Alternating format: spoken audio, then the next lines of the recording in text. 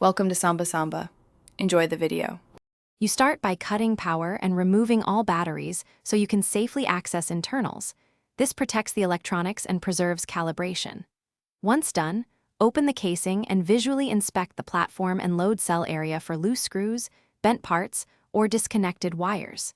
Make sure to note connector positions before disconnecting anything. Use a multimeter to check battery voltage and power supply rails.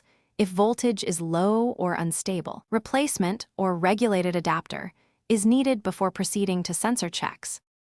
Next, you focus on the load cell and ADC board because most errors come from here. Measure each load cell leg resistance and continuity, and compare values to spec to find open or shorted elements. A mismatch indicates a damaged cell. Then check the ADC board.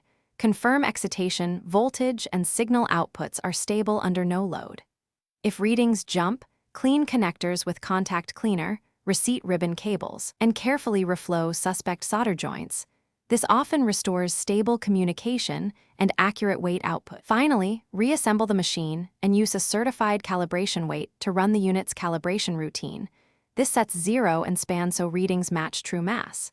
If calibration won't stabilize, replace the identified faulty load cell or ADC module and repeat calibration. Make sure the platform moves freely and feet are even because mechanical binding causes inconsistent readings. If drift persists after hardware replacement, inspect the environment for temperature swings or vibration and move the scale to a stable surface as a final troubleshooting step. Thanks for watching. Consider subscribing if we helped you.